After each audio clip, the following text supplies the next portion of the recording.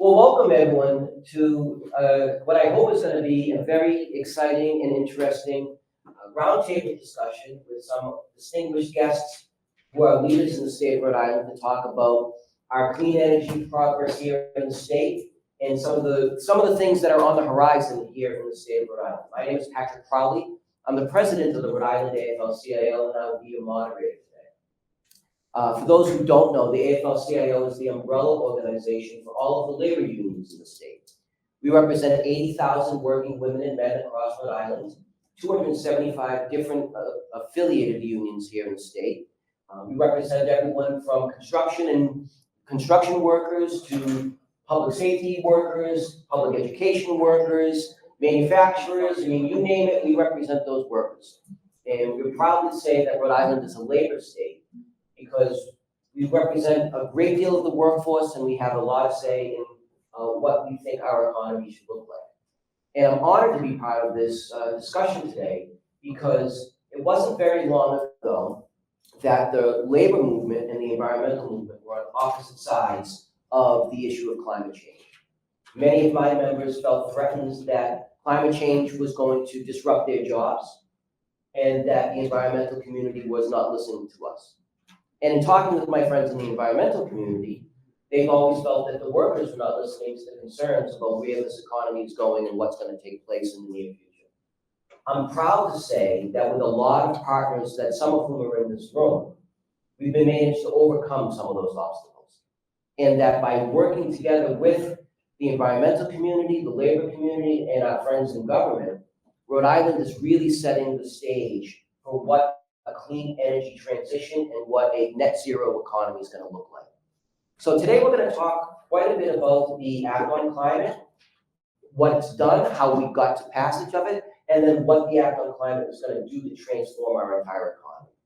For those who don't know, the Act on Climate was signed into law on April 14th, 2021. And it set some pretty specific goals for what the Rhode Island economy is going to look like in the future. By 2030, just 5 years from now, the state of Rhode Island has mandated that 45% of our emissions need to be below 1990 levels. By 2040, we have to be 80% below those numbers. And by 2050, our goal is to have a net zero emissions economy. And when you think about how ambitious those goals are, it's going to take a lot of work. But over the last number of years, we're building a scaffolding around what that economy is going to look like.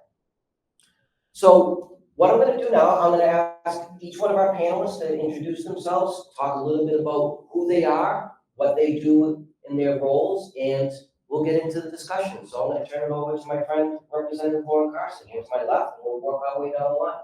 Thank you, Pat.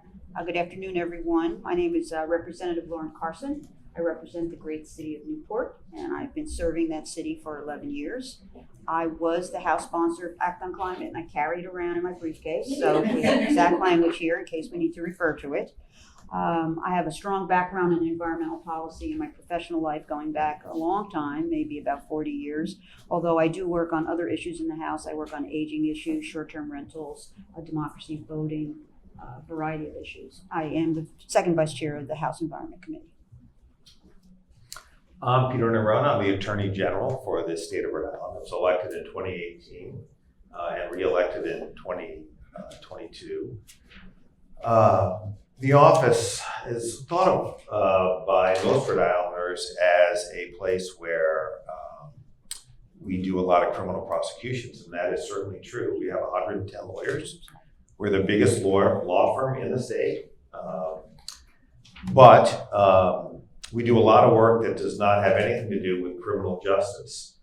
We have a civil division of about 30 to 35 lawyers. It's gotten bigger since I became Attorney General. One of my goals was to build it out so that we could get out on offense on behalf of Rhode Islanders in areas like civil rights, consumer protection, healthcare, energy, the environment, climate, and have built a strong team that is doing both environmental enforcement in partnership with DEM in many instances. We've brought Clean Air Act cases, Clean Water Act cases. We have other water pollution, air pollution, and other kinds of pollution oriented litigation, and we see a greater role than ever now that the Trump administration is back.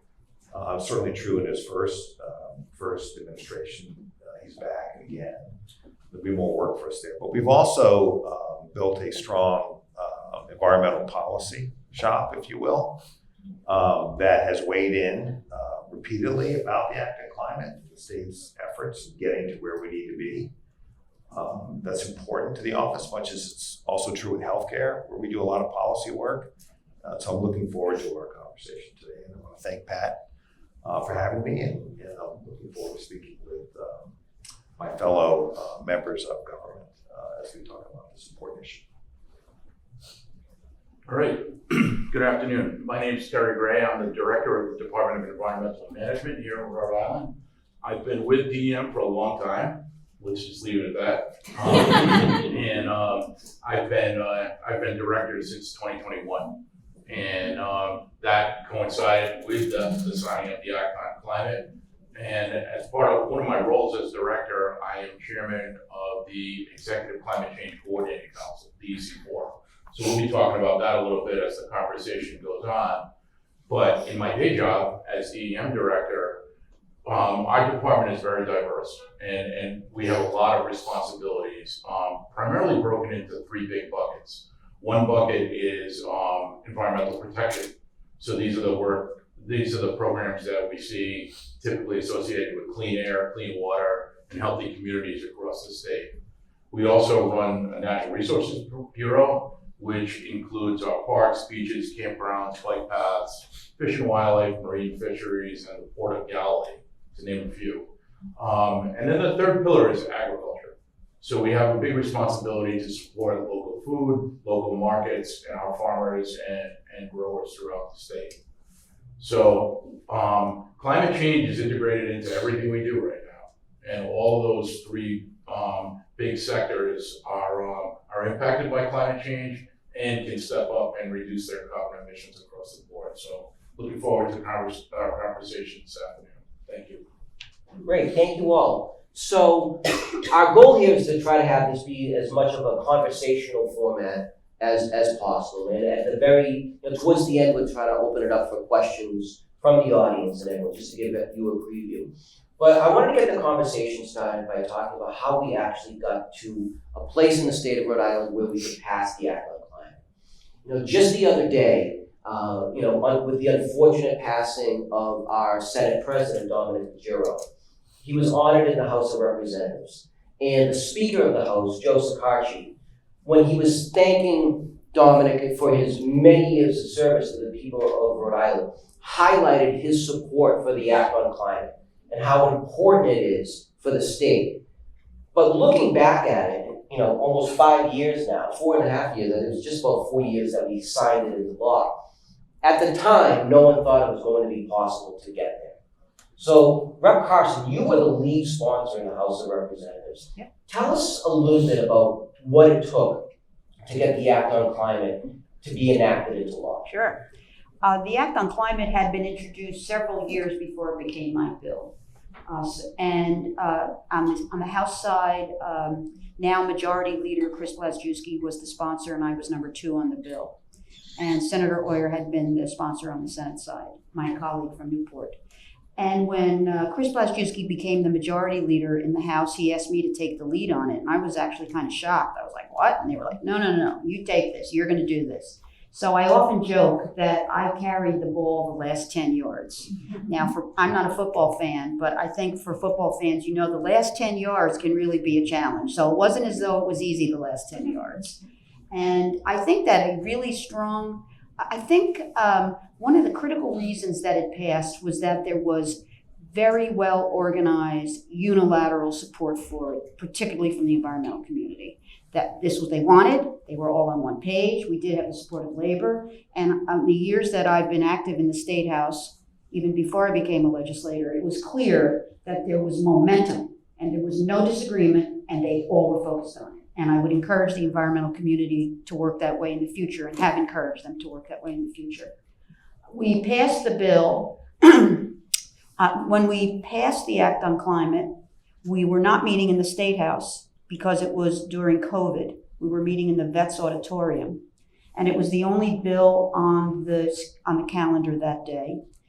We didn't have computers in the chamber at that time. We had iPads, which were running out of power while we were sitting there. We debated it for over 3 hours. I knew that this would be the first question, and as I was thinking about it, I tried to remember the remarks that I made. And one of the things that stood out to me as I made my own remarks were some things that Senator Whitehouse had said around that time. And he had commented that states, Rhode Island, his state, had to get ready now because at that time there was a lot of high hope for funding for climate resilience. There was national momentum for resilience, and he wanted Rhode Island to be ready. He didn't want Rhode Island to fall behind. And I remember I used his remarks in my comment that we had to pass this law in order to prepare for the opportunities that would be coming down the pike, whether it was from the public or the private sector. It did not pass unanimously. I remember that largely the Democrats up in the Blackstone Valley were no votes. I think that the strongest votes came largely from the coastal communities and the eastern communities who are seeing, I think we all see the results of climate change, and I think we see it more in the last 4 years, but at that time it was really evident to us on the coast that there was something really dynamic going on here and that we had to do something about at least starting with that. So that's how the bill passed. I don't remember really any anecdotes about it, but I also think, as I prepared my remarks, I think that it kind of opened the floodgates a little bit. I think that what happened was once it passed, there was tremendous opportunity to really dig deeper into specific issues that would address climate resilience and sustainability. It was like, we've done this is a focal point, now we can do all these other things. And in the years that followed, like immediately in the next year or two, there were 30 and 40 bills that came from my colleagues, because we had these goals that we had to meet. We had this mandate. And people really began writing bills around implementation of carbon reduction. I think that was like the number one thing that came out of it. I remember the bill signing was in Newport. It was a lovely spring day like today. It was down on the waterfront. It was very well attended. There were hundreds of people there. Governor came down, and I think you were there, and I know a lot of people were there. The speaker was there, and the sponsors were there, and members of the House. People were really excited. So it was indeed a huge accomplishment. For about a year or two after that, strangers would walk up to me and tell me, "You passed the Act on Climate." Like, I was a little shocked, I was a little bit like, yeah, I did. I was a little bit overcome by that. And I realized how important it was as time went by. So I think that it has set the stage. We have more work to do on implementation of the Act on Climate, which I follow pretty regularly, and I bug Terry about it pretty frequently, because I think that my job now is to make sure that the law is implemented according to the way it's written. That's really one of my top environmental agendas. I don't want to have it written and go away. I want to stay with it, make sure that we're doing what we said we were going to do. I think that, as we get further down into the questions, we can talk about how exactly we're doing that, what exactly we're doing for implementation. I never would have thought of you as the fullback that gets called in when it's 4-1, Lauren. I was. It's a very good synopsis, because you really did make sure that this got over the goal line at the end. Right. So thank you for that. Mr. Attorney General, you said in your opening remarks, and the folks in Rhode Island know that you've made environmental policy one of the key areas of focus in your office. How did the Act on Climate change that from your perspective, if at all? How did it help you set a direction for the people that you work with? Yeah, so it became really personal to me, and beyond just as a resident of Jamestown and a fourth generation resident of Jamestown. Because in the very closing days of the Act on Climate legislation, the governor indicated that he would not sign it. He had real concerns. I went and I pulled up the article. As the governor says, Attorney General addressed his concerns. And he was worried about lawsuits. And so I remember, that I was faced with a choice, which was I could allay the governor's concerns and thereby doing so, take responsibility for what would happen next. Or I could simply let the legislature vote and the governor decide what he was going to do after it passed. I ultimately decided to send the letter that quote unquote allayed the governor's fears. But in that moment, I was taking something of a professional risk, which was that the state would go forward and carry through on the commitment to take the kind of sustained, bold action necessary to meet the goals. And so Pat, when you ask, what did it mean for the office? It meant that we had to build a policy shop because we had to make sure that the stake that we had placed, myself, the administration, my team, me, by putting our reputations at stake. Because listen, if I could avoid the General Assembly, I'm telling you, I would. I had no interest in going up there. Sometimes I'm asked to put in bills because people ask me to do it. And then all of a sudden, when it comes time to actually pass them, it's Neronha's bill. It's the bid rigging bill. It's Neronha's bill. It's not somebody else's bill who asked me to put it in, someone else's government. But I knew in that moment that we had to build the kind of shop that could stay on the state to keep moving fast enough so that my assurances about the state getting sued wouldn't come to fruition. Meaning, let me put that the right way, that my assurances that we would not get sued, or at least not in a way for us to worry about, thereby, all right, governor, go ahead and sign this thing, that 6, 10, 20 years from now, the state wouldn't be getting sued and people would be asking Neronha about those assurances he's given. And we're going to talk about it. I don't think we're moving anywhere near fast enough. And so I really worry about where we're going to be in 2026 and 2030 and 2050, because in my view, we're not doing enough. And that's not my colleague to my left's fault. There's a lot that goes into why we're not getting there fast enough. But I imagine we're going to have a chance to talk about that. Yeah, I have a feeling that might end up being part of the conversation. But Director Gray, I think you may have downplayed your significance in this whole process by saying, well, you just were becoming director of DEM at the time. I mean, you've been an institution in this conversation for quite some time here in Rhode Island. From your point of view, from the enforcement, from the lack of a better word, bureaucratic side of environmental policy in the state, what did passing the Act on Climate change for you and the work that you and your team do in the state? Well, thanks, Pat. I'll start by saying within DEM, there was a fundamental change that happened when the Act on Climate passed. Prior to that act, most of the people in DEM considered climate change an air pollution problem. And that's where a lot of the focus was. So whenever the climate topics came up, whenever the climate bills came up, boom, they would be pocketed in the air pollution world. And people would look at, all right, how can we stop emissions of carbon pollution? And at the time, there was not really a strong regulatory framework to do anything really about that. It wasn't really considered a primary pollutant, that type of thing. It was looked at as kind of a secondary focus. The Act on Climate changed that completely, and primarily by changing the goals that were in the previous statute into mandates.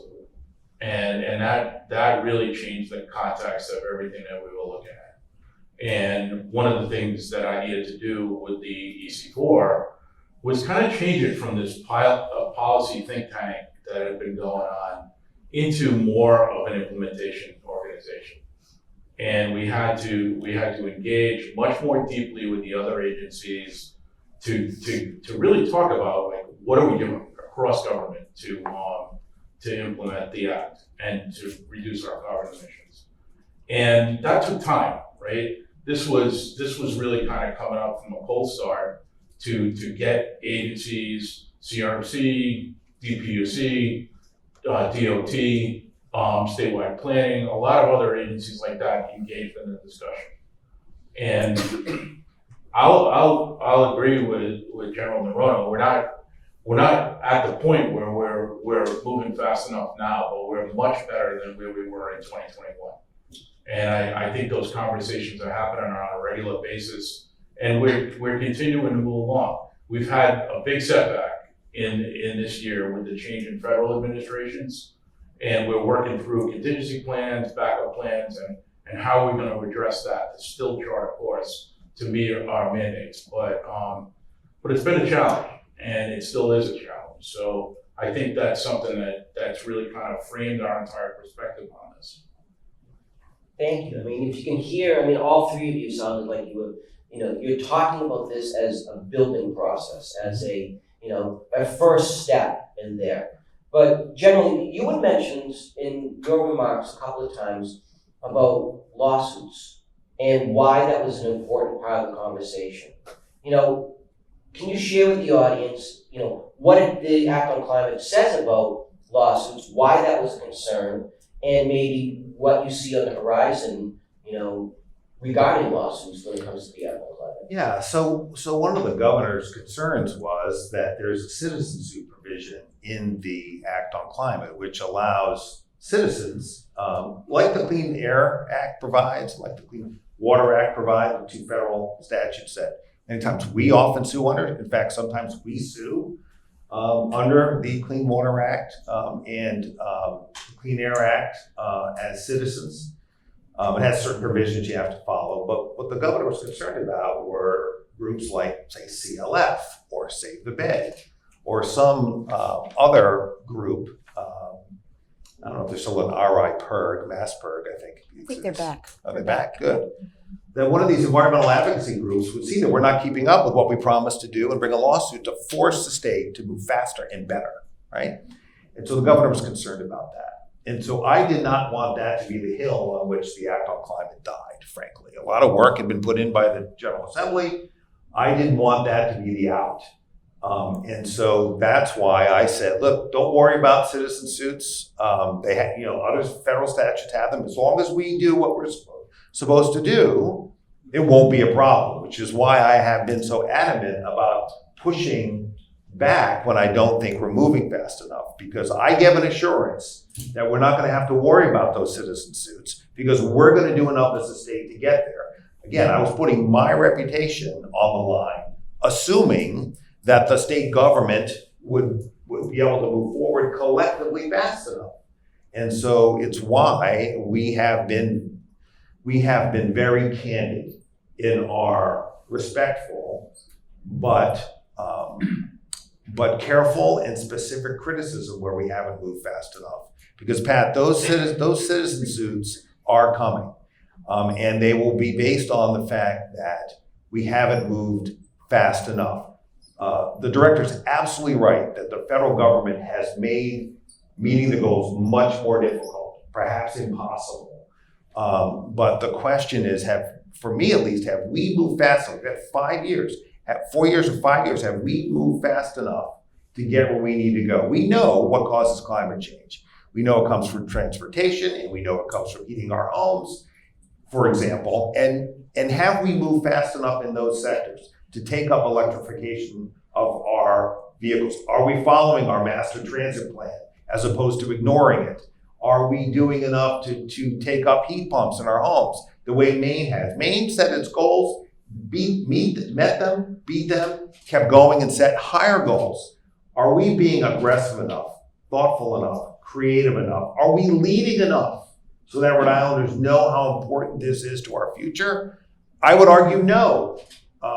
Reasonable minds can differ with that. I would argue no, but it's personal to me because I told Rhode Islanders, don't worry about lawsuits.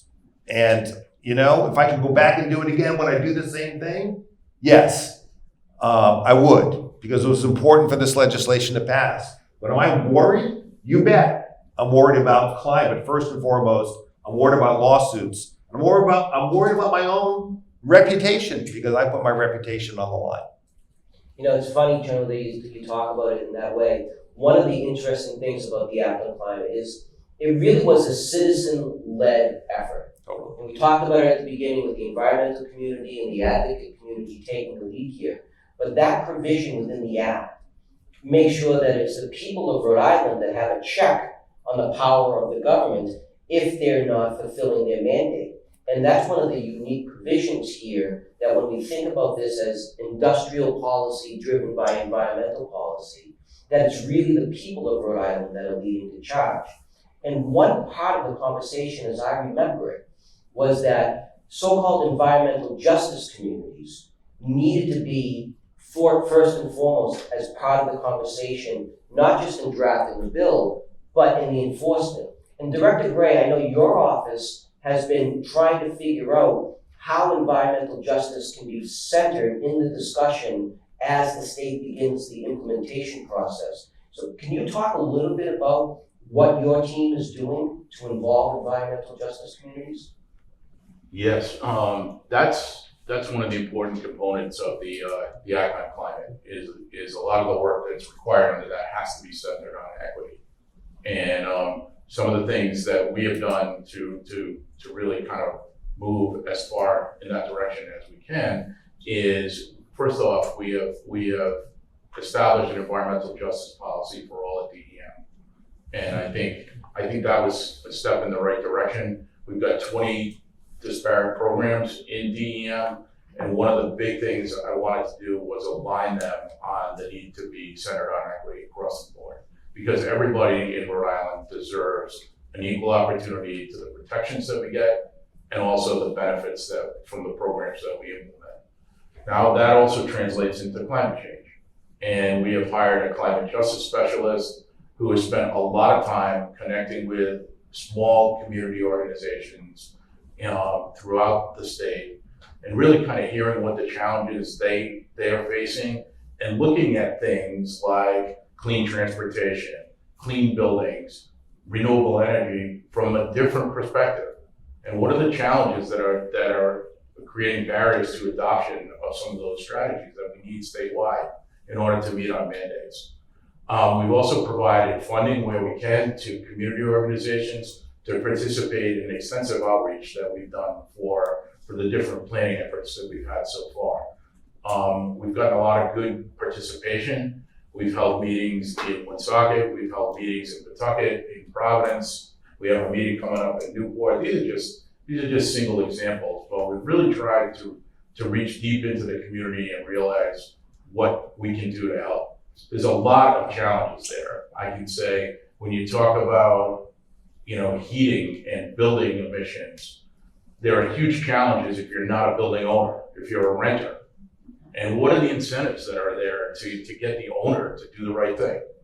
If you're looking at electric vehicles and transition to electric vehicles, right, they're more expensive. There's no denying that, right? That's just the way the market is right now. And if you have to park on the street, where's the charging infrastructure that can support that type of thing? And then if you're looking at things like rooftop solar, energy efficiency, and renewable energy, those challenges for old homes and old housing stock and not owner occupied or rental properties really come through loud and clear again.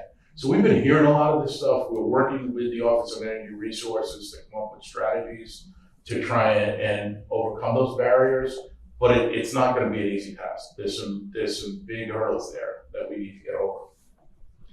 And Rep. Carson, as a member of the legislature, you said at the beginning, this is really just the first step in where we're going. From your point of view, what do your colleagues think about where the Act on Climate is? And what is your sense of, at least the House of Representatives, in terms of what else needs to happen today, tomorrow, next year, whenever, to make sure that the work that the General was talking about, the work that Director Gray was talking about, can be a success so that we can continue to make progress on the goals of the Act? I think that the Act on Climate needs to be continually in the face of the members of the House of Representatives. I'm not really sure they understand the lawsuit provision. I'm not really sure they understand the goals that we've set. We passed a lot of bills since April of 2021. And this one, people know what it is, Act on Climate, yeah, it's got that climate stuff in it. But there are some fairly serious provisions in it, as as General Neronha has commented. I was concerned this year because we had some terrific bills around buildings and transportation. And I was concerned that the legislature perhaps is out of sync with the EC4, because the EC4 has the job to implement the Act on Climate over here, and then we're over here writing bills. And there was one evening that we had a hearing, and I think I pushed the environmental community back a little hard that evening, because they were asking for things that I wasn't sure fit in with the plan that Terry is leading right now, that's mandated to be completed by December of 2025. And when I asked, how do these bills, which I've co-sponsored, I have no problem with the substance of the bills. The question was procedural. How do these bills, these policies fit in to what the Act requires, which is a carbon reduction plan economy-wide by December of 2025? And then the answer was, oh, well, we can't wait for the plan. And then I said, well, you agreed to the plan when we wrote the bill, and you agreed that we would, have a plan by 2025. If you didn't want to wait till 2025, then maybe we should add a plan by 2023. But in reality, that's what the law currently says. And so it became clear to me at that point, that evening, that we needed to have Terry come in. We needed to have the advisory board for the EC4 come in and the Science and Technology Board come in. And they needed to brief the members of the House Environment Committee, some of whom didn't even vote for the Act on Climate because they weren't members when we passed the Act on Climate. And I don't even think they knew there was an advisory board for the EC4. What's that? I mean, these are people that are doing this stuff. And I really wanted to see if there could be some kind of a dialogue. And Terry and his team did come before our committee about 2 or 3 weeks ago and explain to them. And I'm going to still be an advocate of that conversation, because I think that we need to know what the EC4 needs policy-wise, funding, if possible, to implement the carbon reduction plan that we agreed to in the Act on Climate. That's a conversation that we have to have. I don't want to see us passing bills over here that don't fit with the plan, and then they really need something else policy-wise in order to implement the plan. So I'm really an advocate, Pat, of a strong dialogue with DEM about how to implement this law. I think that is maybe one of the fastest ways we can get to a more efficient implementation without sort of going our own paths. Well, let me put you on the spot a little bit, Terry. This report is due by December of 2025. How's the production of that going, and where do you see it really getting to right now? So the report is being developed. We have 3 phases. We have an extensive outreach and engagement phase that's ongoing right now. There's 12 meetings that have been scheduled. Most of those have been held already. Some of them in person that have happened in various communities across the state. Some are virtual that are focused on topics like transportation, buildings, and the energy sector. A lot of input. We've had over 500 people that have participated in these dialogues, and we've got a lot of input.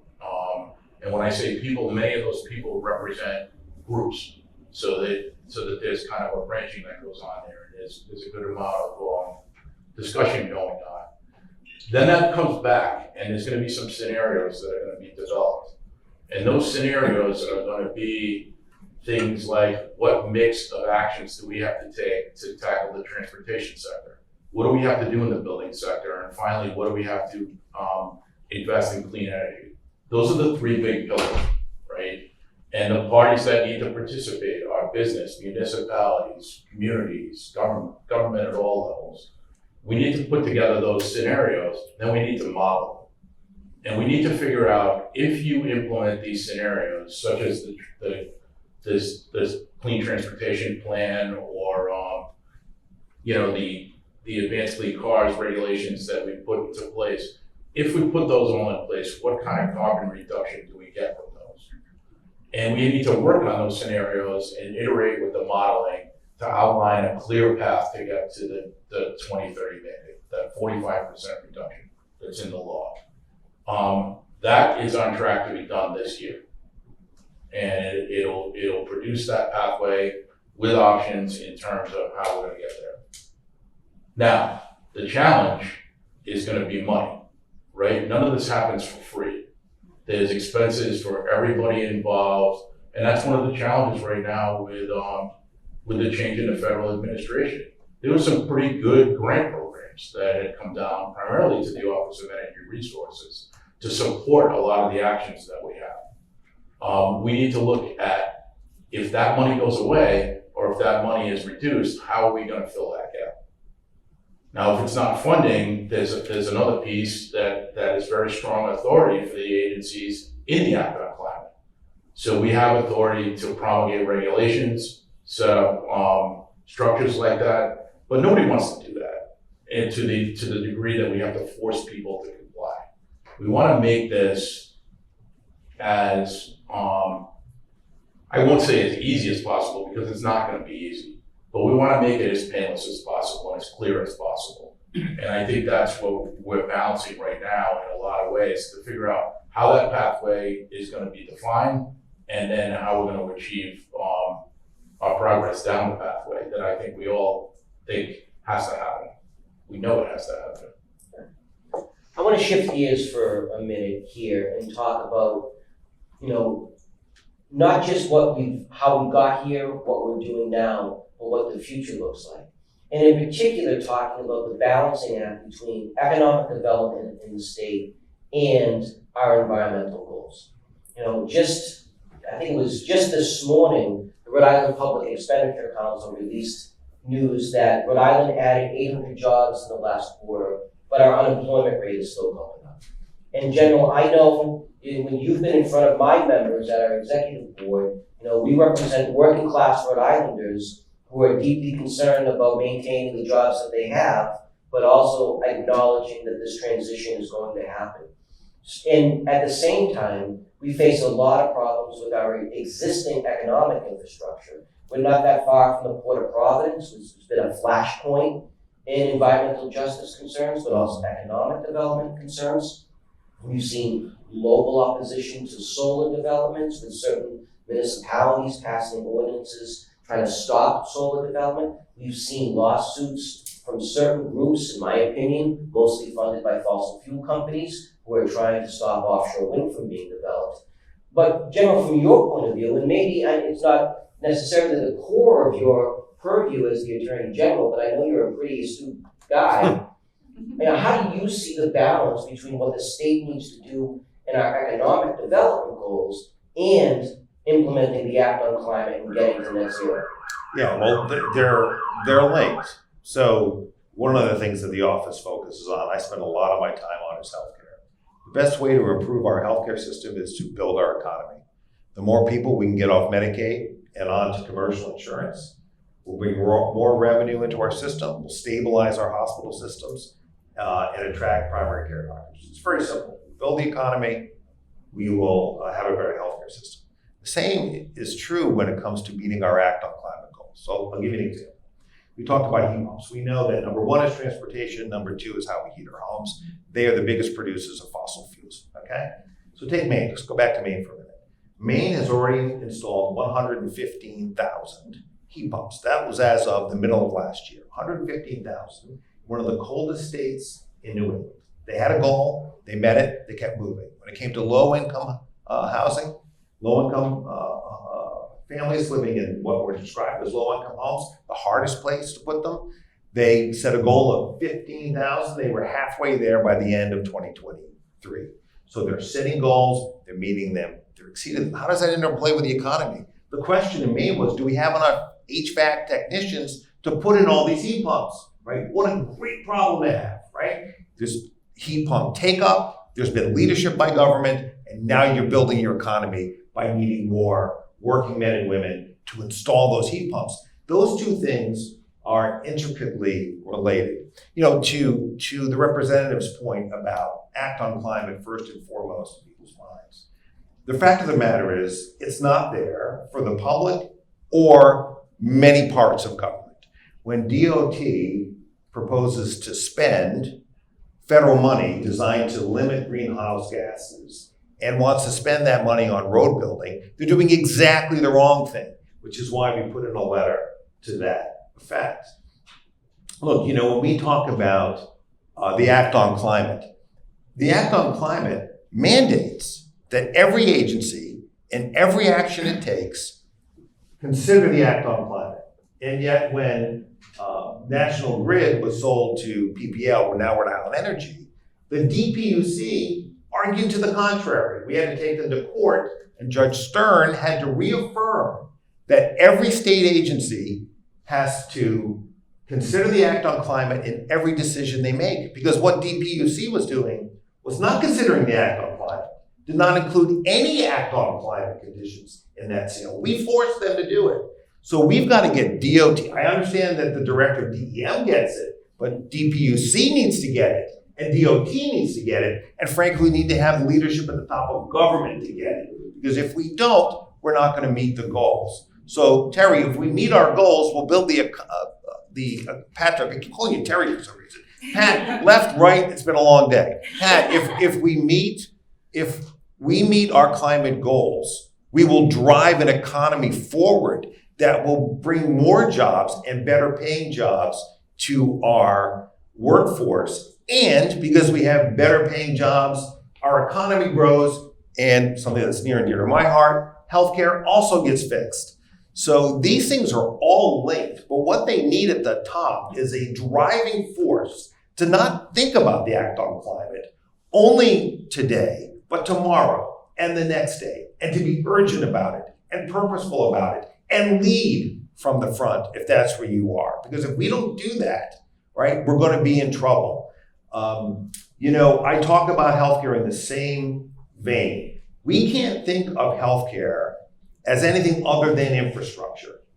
And addressing our Act on Climate is infrastructure too. Not the way we may be thinking about it in this moment, but what I mean by that is when we're putting a budget together, when we're talking about priorities, what has to be at the core are things like healthcare and education and climate.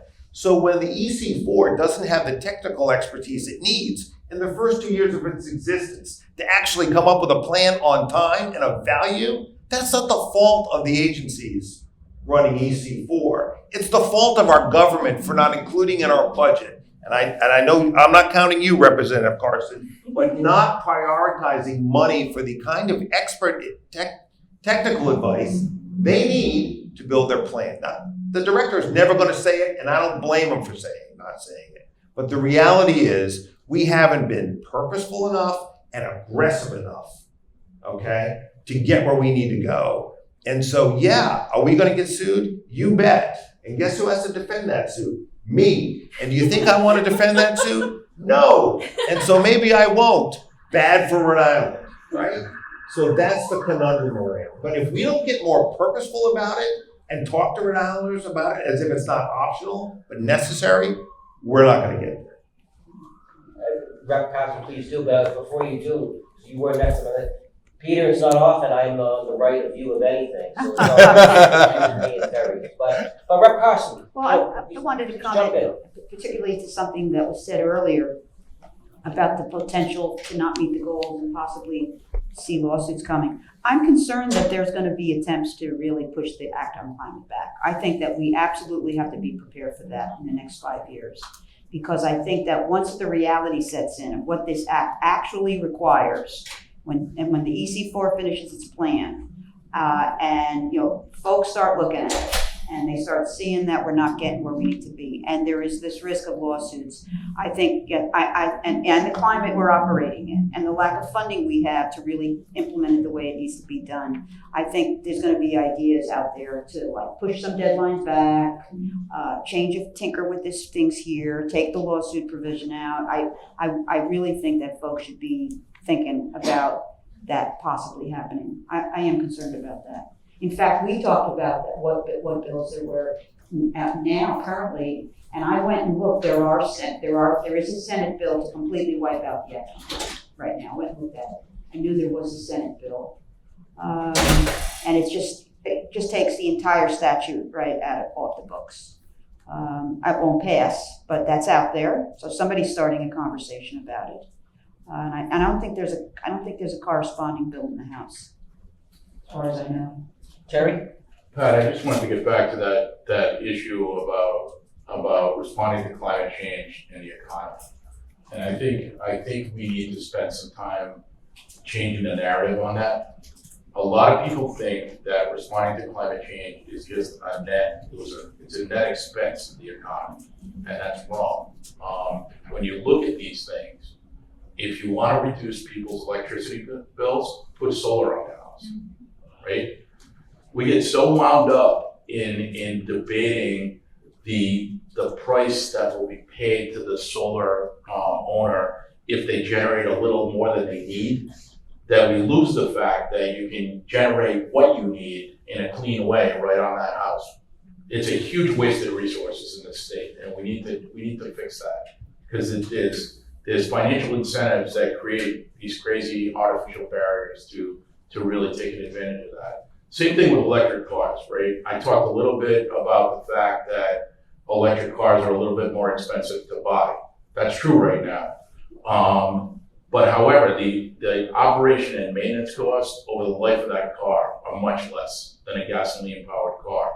Additionally, the general talked about healthcare impacts. When you look at the healthcare the air pollution co-benefits that we realize from shifting our transportation sector over to EVs, the amount of asthma and lung disease and respiratory impacts that people would avoid by having clean emissions is unbelievable. It's a big driver. People lose those co-benefits a lot when they're talking about these things.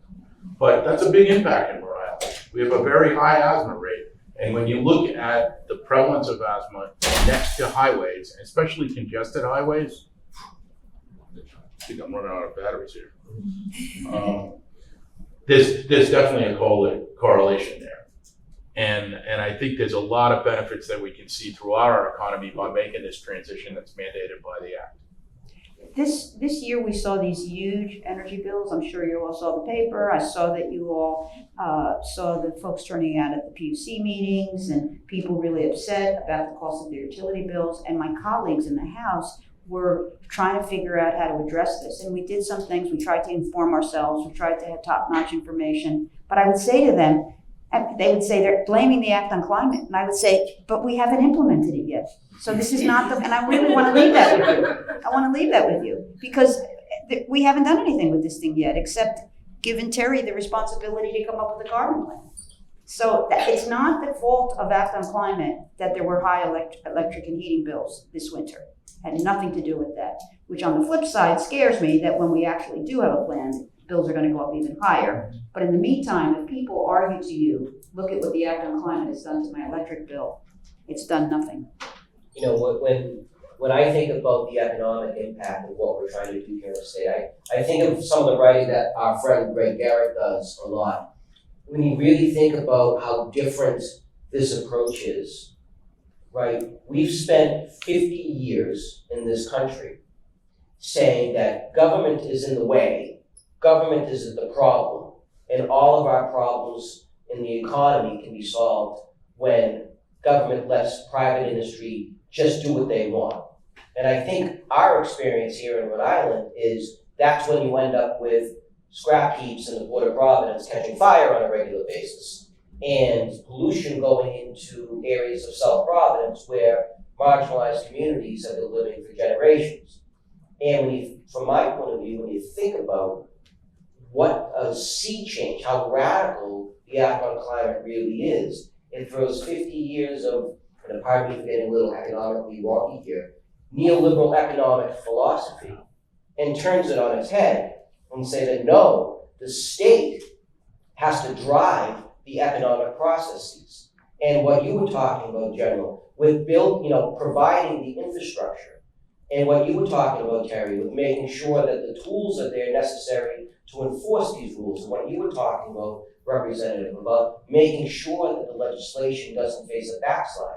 I mean, all of those things are critically important to this conversation. And I know some of that gets, it's a lot harder to have that conversation in a 500-word op-ed in the Providence Journal. But I think all of you are right in terms of we need to drive this conversation so that when we face huge spikes in our winter electric bills, we don't let some of the voices who were opposed to this at the very beginning, or will always be opposed to it, try to change the conversation. So let me let me ask you all a couple of questions, and feel free to jump in when you see fit, because I was looking forward to asking some of these questions, because I know you guys are really cool about this stuff. Three things. I mean, we're the ocean state, so coastal resiliency is a key focus of what we need to do. Just a couple of, when Mayor Smiley was here on Monday for the breakfast, he talked about right after he got elected, there were historic rains, and you couldn't drive in the city of Providence. You couldn't drive down Route 95. How does coastal resiliency play into the outdoor climate? That's one idea for you guys to think about. A second idea for us to think about is, what do you think we need to do beyond wind and solar in order to drive this economic change and meet our goals of the outdoor climate? And third, you can take these however you want. If you could wave a magic wand, what's the one thing that you would do to make our mission here a success?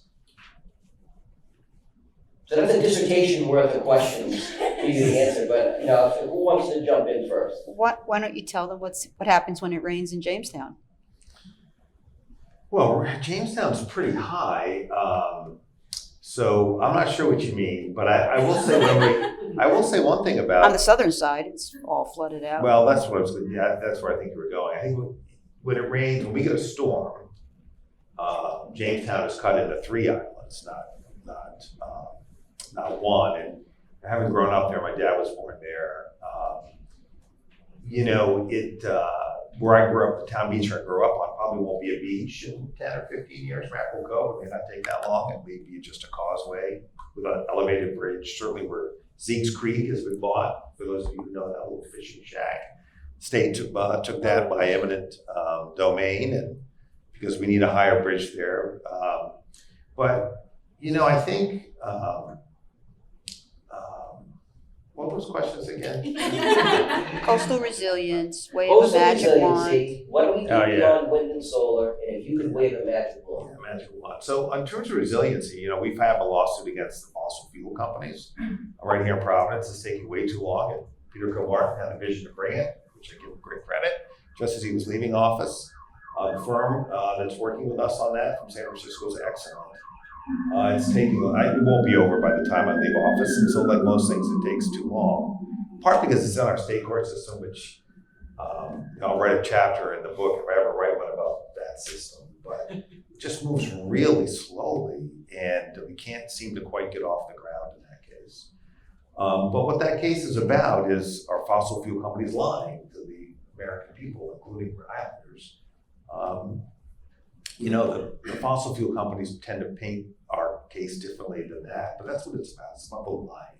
It's about the lies. It's always about the lies, and it's always about money in that context.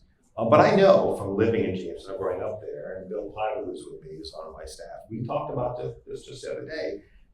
We grew up there. We went by the East Ferry every day. We know that I think it's 9 inches higher in Newport Harbor. Oh, at least, yeah. And we know that we can see it as the tides go up. So, our lawsuit, should we be successful, and I hope that we will be, we'll bring back, hopefully, hundreds of millions of dollars to help us build resiliency. Marshes won't be, the Great Salt Marsh in Jamestown won't be a marsh. It will just be ocean. Maybe the marsh will move inland if we're smart about development, but who knows? I mean, I worry about all those things. If I could wave a wand, it would be that, frankly, that as elected officials, we have, I talked about this when I was sworn in for my second term. I talked about the Act on Climate and Healthcare as the 2 things I cared most about then, and they're the 2 things I care most about now. Why? Because it's what I worry about most. I used to believe, when I first got sworn in as U.S. Attorney in the Obama administration, someone asked me what my plans were, and I didn't have a good answer because I had no plans. I was kind of stunned to be the U.S. Attorney, frankly. But I told Ed Fitzpatrick at the Globe that what I needed to focus on was the 6 inches in front of my face. It comes from a movie called Any Given Sunday, which is a bad movie, but the point's a good one. You focus on the 6 inches in front of your face, and you're gonna be fine. Don't worry about what comes next. As Attorney General, I've learned that we have to think down the road.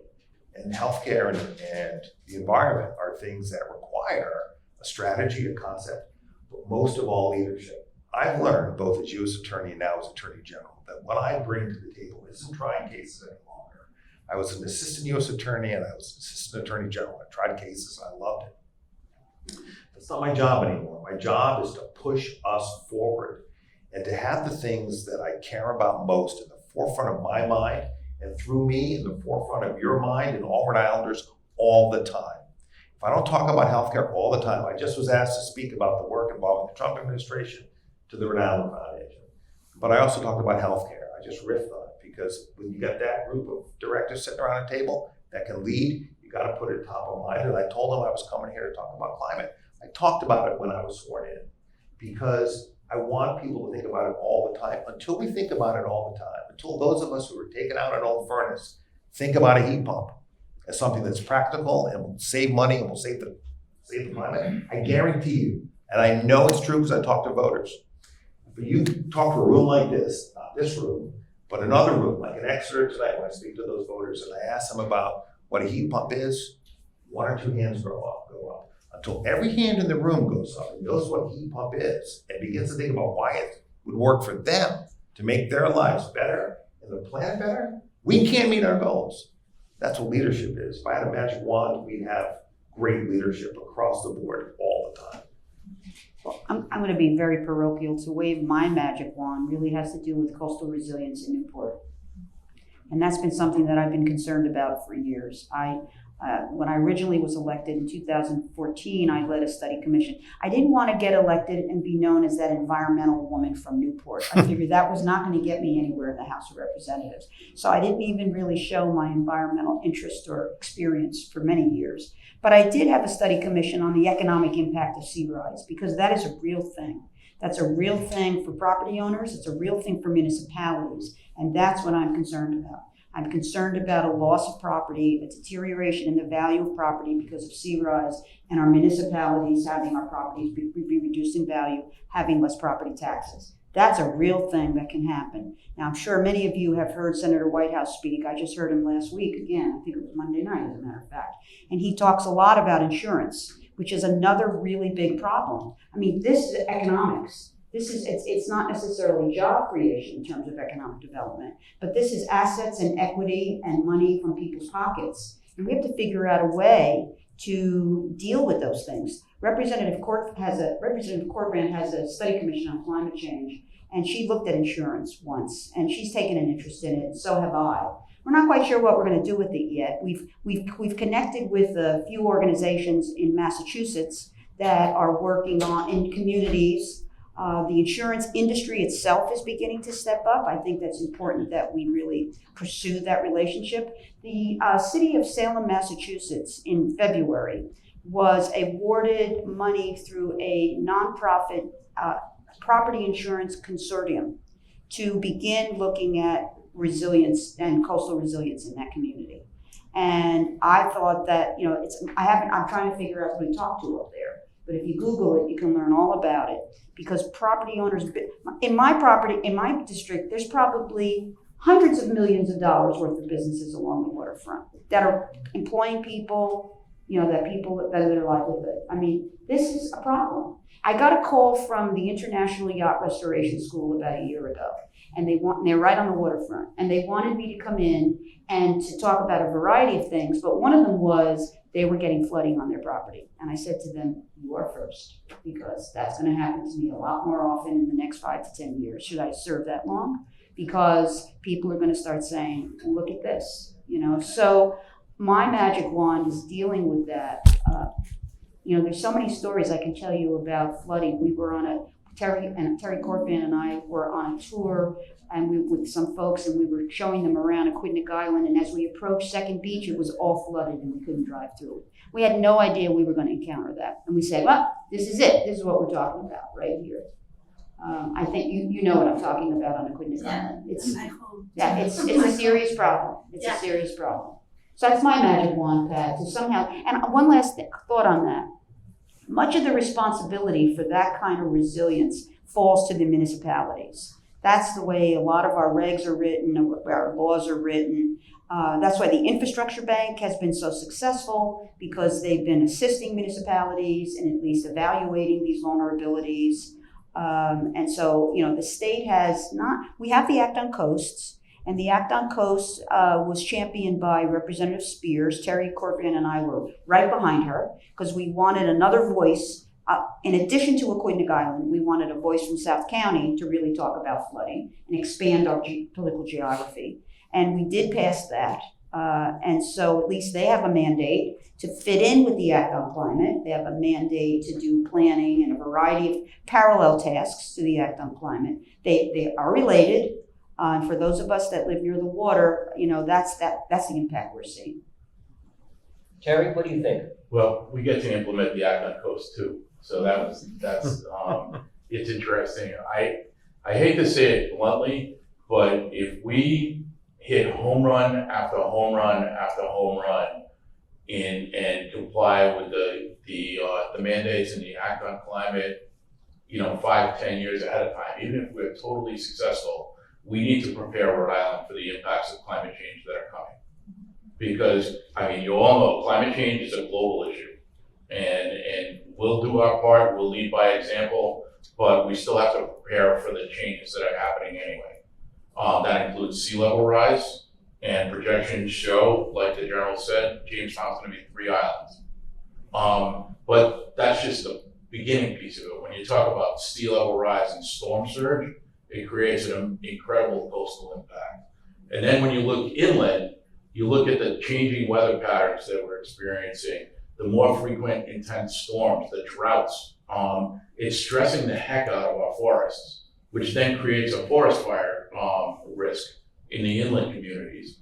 As the municipal resiliency program, which has been very successful and has invested millions of dollars in municipal projects, as that has rolled out, it started with the coastal communities. They get it, they're on the front lines. But now it's moved into the inland communities in the western part of the state and the northern part of the state, because they realize that climate change impacts are not just sea level rise impacts. And when we talk about the damages that the General mentioned earlier, you can see those every day. Look at what happened with the Charleston Breachway. Look at what happened with the cliff walk, right? Look at what happened to Mohegan Bluffs. Take a look at Mohegan Bluffs sometime on Block Island. Take a walk on our beaches. The state beaches are probably 50 to 60 feet inland than where they were just probably 20 years ago. Right. So this is all stuff that's gonna have profound impacts on our economy. The insurance industry is a whole different thing. If you look at Florida, this is Senator Whitehouse's thing right now. If you look at Florida, they're not writing insurance policies anymore. And that's gonna continue on the East Coast. We hear anecdotally that people are starting to experience this now, but it will be a major trend going forward. We really need to look at these things, and when you go back maybe 5 or 10 years ago, there was no flooding program in Rhode Island. In 2010, we had amazing floods in the Patuxent, in particular, in the Pawcatuck River. There's no flooding program. There's emergency preparedness, there's emergency management programs, there's emergency response programs, but stormwater and flooding are starting to come together to really look for effective ways to manage that. One of the things we're working with the General on right now is an innovative program in Providence to look at impervious surfaces, pavements, buildings that were installed before there were stormwater permits. So they don't have a permit, they're grandfathered in, if you will, but they're still polluting our waters, they're still creating flooding problems in our communities. We have to figure out good, effective ways to go back in time and fix those problems. And we're working on an approach right now around the Mackinac Pond watershed in Providence, an EJ community, to make that happen. But that's going to be an example and a foot in the water, if you will, for moving forward with a statewide program at some point. Well, after I had met up with these folks that are doing work in Massachusetts, particularly around insurance, Terry Corcoran and I had a meeting with them to learn about what was going on in Massachusetts and how the municipalities up there were responding and how the insurance companies were engaged in the conversation. I got that first phone call from somebody in the Point neighborhood in Newport who said they couldn't get insurance on their house. That was just about 6 weeks ago. And just to brag a little bit, the Point in Newport has the highest concentration of colonial homes in the country. We're talking major historical assets there. It's a project that I think I'm going to kind of take on this summer to figure out a way to get some kind of assessment of that neighborhood and some kind of resources there for property owners so that they can begin to have the tools that they need to hopefully take some steps themselves. But it's really happening. It's really happening. And it's very alarming. I didn't tell my magic wand story, so I have to do this. So in order to do this, I have to go back a little bit before the Act on Climate. And I was Governor Raimondo's lead person on something called the Transportation and Climate Initiative, or TCI. And what TCI was a multi-state effort to create a cap and invest program on the transportation sector. So there would be emission fees and allowances set on transportation fuels like gasoline and diesel. And the money generated from selling those allowances would go into a pool to invest in heat pumps, clean transportation, and the things we need to comply with things like the Act on Climate. Unfortunately, that fell apart. And Governor McKee was the last guy standing on that one, right? It was Governor McKee, Governor Lamont, and oh my God, I forget his name from Massachusetts. Baker, Governor Baker, thank you. As well as the mayor of Washington, D.C. were the last people standing. The politics in Connecticut got tough. Connecticut dropped out. That caused the next domino, Baker to pull away, and Rhode Island and D.C. could not do it alone. Our economies cannot support that type of system. So my magic wand would be a southeastern New England cap and invest program for the entire economy for carbon emissions. Not just on transportation fuels, but on heating fuels and other energy issues. And just really make that incentive, make the economy aligned with the work that we need to do. So that the economic incentives and the economic costs support the actions that we need to take. This is gonna sound, That's my viewpoint. I'm speaking for myself in a lot of ways, yeah. this is gonna sound kind of silly. You know what it would be for me? If people can imagine what 2050 looks like when we get to net zero. Because for me, it's quiet. So I live right on the edge of Lincoln Woods. So for folks that don't know, it's a big state park in the Blackstone Valley. And I have heat pumps in the house. We got rid of our burner, it's just heat pumps. So 4:30 in the morning, you don't hear the forced hot water rattling through the house anymore. You know what I hear? The birds. I drive an EV now. You know what happens when it's dark out and I drive through my neighborhood? I don't scare the deer out of the neighbor's front yard. Silly things, small things.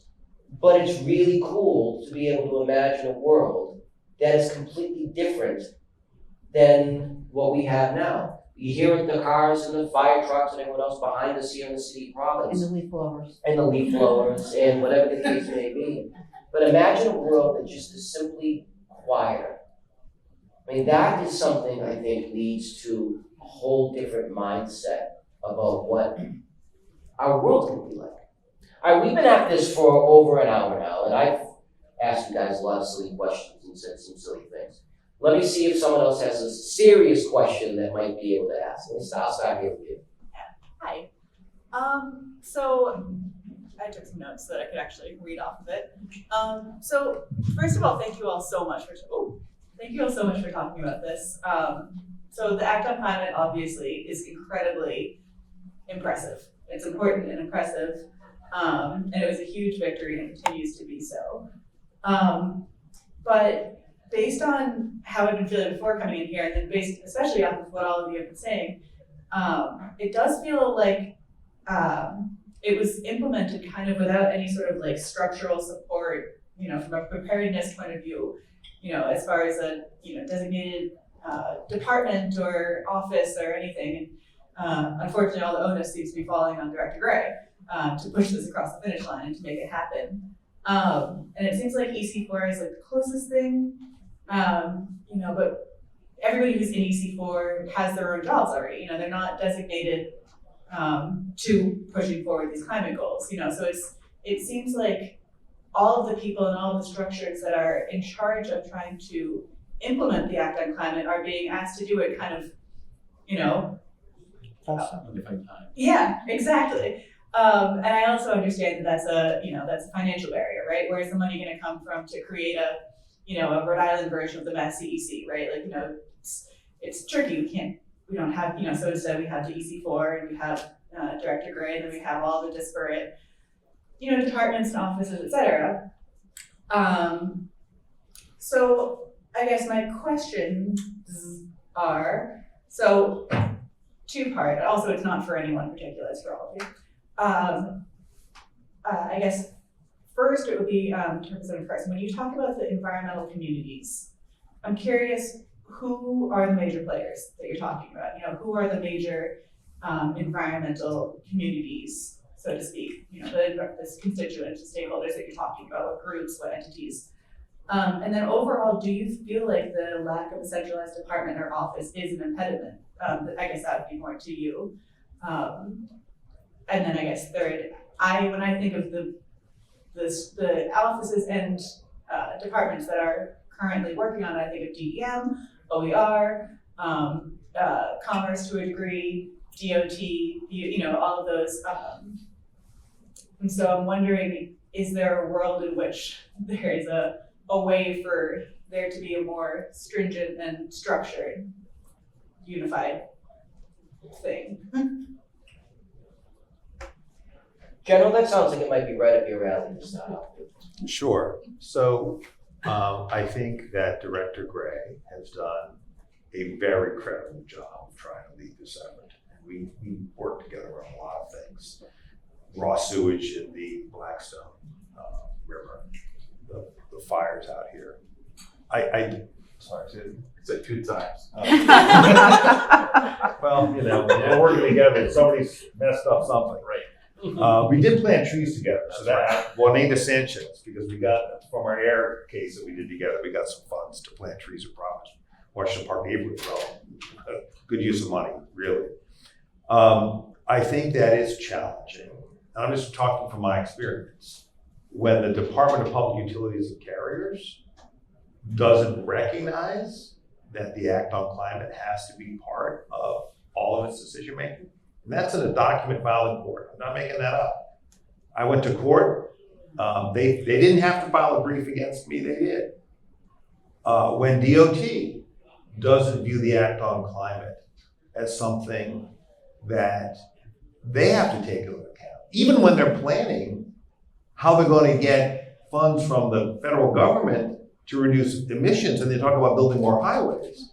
When we as a state decide, and we know that fossil fuel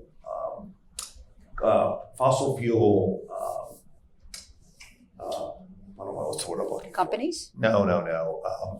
Greenhouse gases, sorry, the largest source of transportation. But we don't invest in RIPTA, we restrict it. We make it smaller, not larger, right? We can't get to where we need to be when the EC4 doesn't have technical expertise. So what do we need? We need an understanding, truthful, that planning alone is not enough, that action is needed, and we need leadership. And without overstating it, my job as Attorney General is I have a lot of groups in my office doing a lot of different things. And the way I run that office is, all right, we set goals. When are we going to have this done? And if it's not done, it's my job to figure out why it isn't done and push it forward. And sometimes those are difficult conversations. Like, not everybody likes being told that I'm moving fast enough, but somebody's got to do it, and that's what we're elected to do. So, I would not want to be Director Gray trying to herd cats that haven't bought the message. But somebody somewhere needs to tell the cats that won't be herded, you're going to get herded, or I'm going to find somebody who will.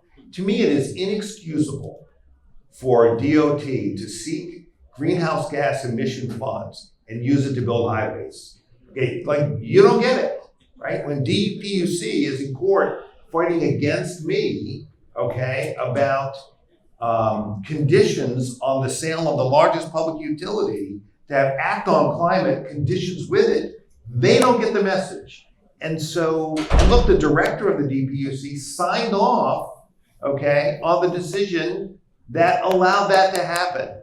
That means somebody doesn't get it. And if they're not held to account, if we really believe in the Act on Climate, action has to be there too. And when it's not there, then there has to be accountability. And I think that has been the problem. I don't think the General Assembly is set up to do oversight very well, frankly. Absolutely. I think if the General Assembly called people in and put them under oath Absolutely. and asked for documents and had the right kind of support from lawyers to ask hard questions, you would get people moving. But to put all of this, and again, I'm not speaking for him, but I have a great deal of admiration for the person sitting to my left, to put the director in the position of trying to move this forward when you've got co-equal agencies that may not buy the message, I would not want that job. So you asked, I answered. A group of us met with the general about a year and a half ago or so on environment, if I remember correctly.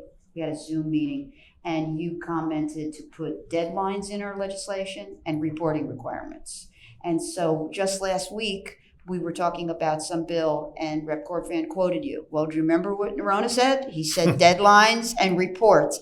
And he's absolutely right about oversight and implementation of laws. I've actually started a list of laws that I know are not being implemented. They're absolutely not being implemented. I found one accidentally last week, and I'm not going to quote it exactly. I was looking something completely different up, where since 2002, cars are supposed to have a sticker on them telling you how much carbon they're emitting.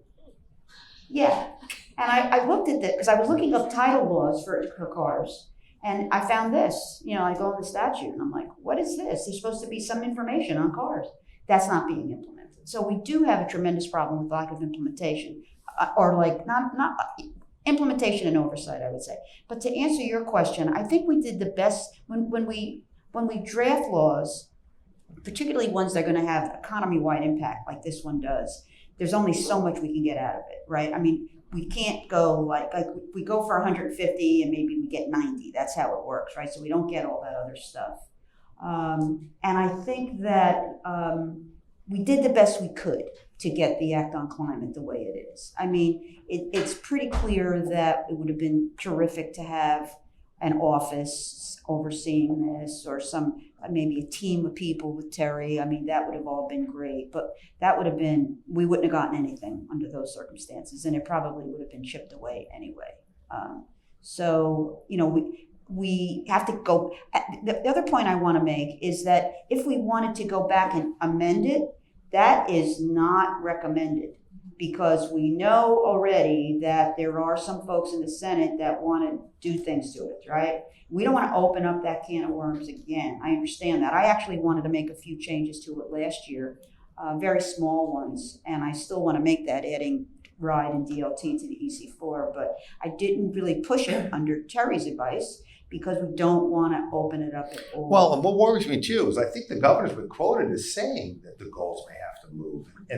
Look, I get why he would say that. He is speaking from a position of practicality, but that is worrisome. I mean, I think the federal government's dynamics really do change the ground we're walking on. But having said that, what really disappoints me is we should be further along, and moving the goalposts is not the way to reach the right result in the end. And so you're right, I totally agree, Representative. I really worry about that too. Opening that can of worms would be very dangerous. I'd rather try to defend the lawsuit. I agree with that. Terry, you want to add anything on that? Couple of things. One is that over time we have built a climate team. So we have a staff in DEM. We've built the staff. We've built the advisory board a little bit more. We still have vacancies in those entities. OER has done the same. They've built a pretty strong climate team with a lot of the funding that they've gotten from the federal government in particular. That has helped, right, in terms of giving us some horsepower. The other side of the coin is when you talk about agencies that don't get the message, there are agencies that do get the message. And I will say that even though, there's a dozen or so agencies that are named by name in the Act on Climate. But since we started talking about implementation, we've invited the Department of Labor and Training to the table, and they've come very willingly to talk about just transition and what the implications are on our labor force. We've got the Rhode Island Department of Education at the table now. They're not a statutory member of the EC4, and they've really done some pretty cool things with school construction. It's not recognized a lot. It doesn't get a lot of press, but they could do more. I'll admit that, and they admit that. But they've accomplished a lot, and very soon we'll have the Department of Housing at our table too. And with all the investments and the focus on housing construction, we want to make sure that that's done in a climate responsible way. And Secretary Goddard is on board with that. So we're trying to widen the net a little bit as well. See, if I could just jump in, there's an example where we're going to build a lot of housing. Should be every one of those houses should have a heat pump. If there should be no Fossil fuels. There should be no daylight between that goal and that goal. Right? Building new housing, make them as green as possible. Heat pumps are cheaper. They're better for the environment. They'll save money going forward. It's a no-brainer. Want to build housing? Want a housing permit for new construction? Got to have a heat pump. That should be the condition. And that's exactly the way that should work. So listen, we're getting very close to the end of our time here. So what I'm gonna ask each of you to do, if you wouldn't mind, is just give a 2-minute synopsis of, your thoughts on all things Act on Climate, economic and environmental justice. How would you like this conversation to be remembered? If you could have one thing that people would take away from this, what would it be? Rep, we'll start with you and we'll work our way down the line. Just continue to ride the implementation phases as closely as possible. That's really what I think is most important now. Yeah, I agree. It's just one word for me. It's urgency. Yeah, I think it is urgency and implementation. I also have a lot of respect for the work that went into the Act on Climate. There's a very deliberate planning process, goal setting process, review process. It's got those deadlines and it's got those goals that are in there. They're spread out. I mean, it's a long process. It goes out to 2050. We could certainly go faster, but we have to at least deliberately continue to move forward. That's very important. I will say that there's a squeeze on 3 things, and this is going to come through loud and clear when you read the plan that we're developing for the end of this calendar year. The squeeze is the mandates, the money, and the goals. Those 3 things. And when I talk about mandates, I'm talking about forcing people to do things in order to move the ball forward. So for instance, we filed the Advanced Clean Cars 2 and Advanced Clean Trucks regulations with DEM. That forces the manufacturers to deliver electric vehicles to Rhode Island on a set schedule.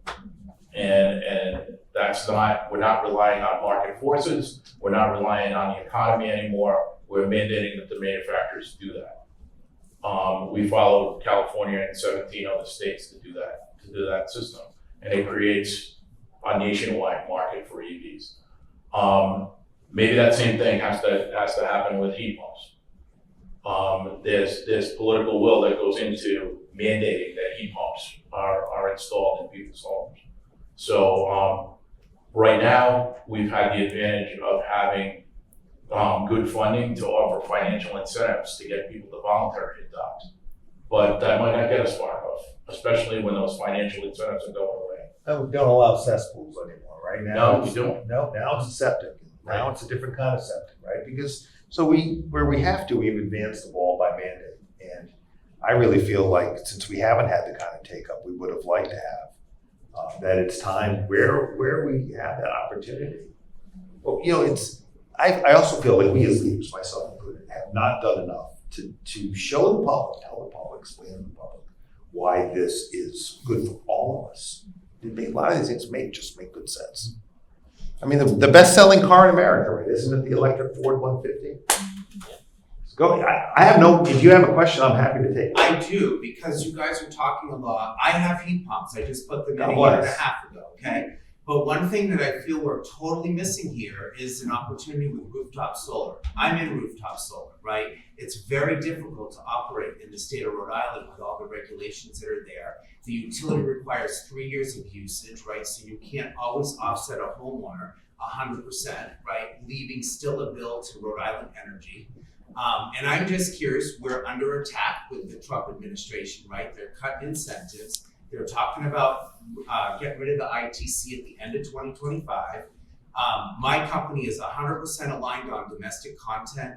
We have several lines of financing. I don't know if you're aware of that, but the federal government, part of the IRA, is mandating domestic content, bringing it back here, right? And anytime something's built in this country, it costs more. So the cost of solar itself is going up. And in the event that the federal government succeeds in getting rid of these incentives, is the state of Rhode Island going to do anything to help a homeowner? Because I feel like it's a super missed opportunity for us as we try to get to net zero. We're not talking about the homeowner. We should be. We're going to mandate heat pumps. Why not mandate heat pumps and solar like California does on new construction? Let me put a pin in the question, because I literally have 30 seconds to get Representative Carson thanked and out the door so she can get up to the State House. But after we finish, let's definitely continue to have that conversation. But, thank you, Director Gray, Attorney General Neronha, Representative Carson, for taking the time this afternoon to having this important conversation. Thank you to each and every one of you for being here and being attentive and making sure that we continue this conversation in the state. And let's give everyone here a round of applause. So with that, thank you very much, and I'm sure we'll be talking as we finish the conversation, but thank you.